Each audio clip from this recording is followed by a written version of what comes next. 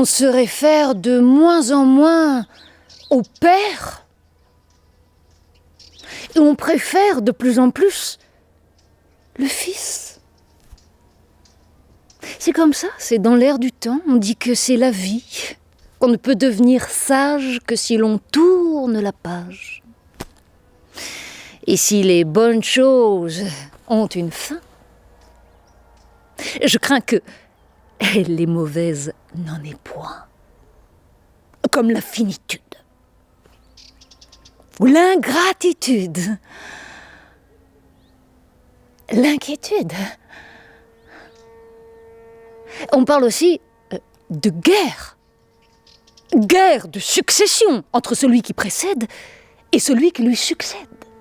Guerre de génération entre deux portions du temps avant que le passé ne passe et que l'avenir n'advienne, un moment charnière qui oppose demain à hier et qui constitue la substance de toute guerre.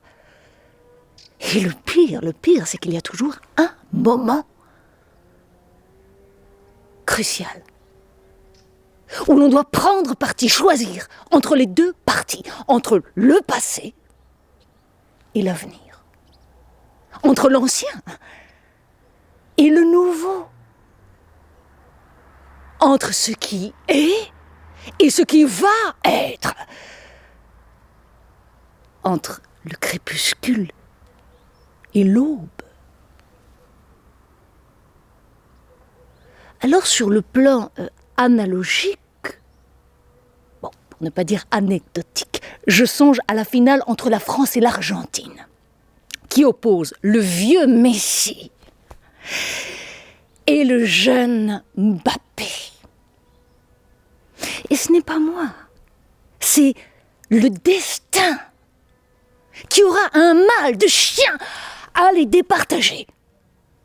C'est le destin qui est là, qui est douloureusement partagé entre le plus âgé et le moins âgé. Entre l'éclair et le tonnerre. Il est là, il a deux coups de foudre.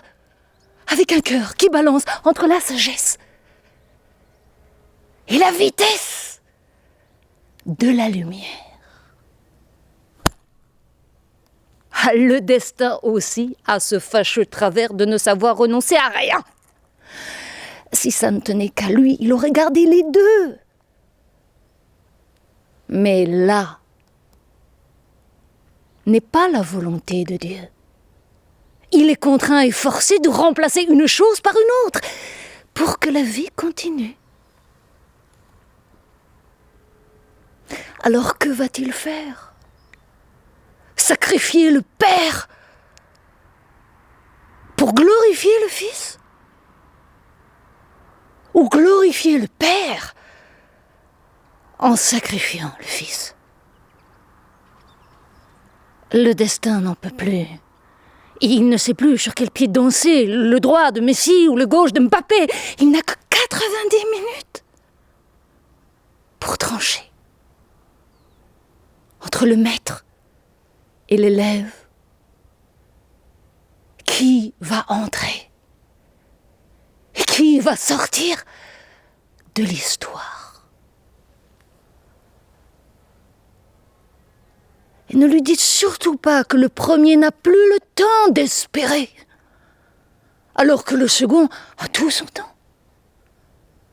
Non, parce que ce n'est pas vrai. Le plus important, c'est de savoir lequel des deux est hors du temps. Modèle absolu. L'être le plus abouti.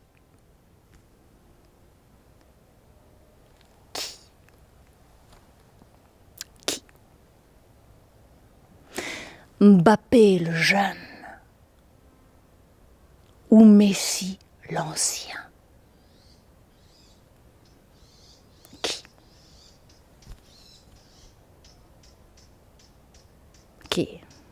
C'est un dilemme. En tout cas, Mbappé, c'est maintenant ou jamais.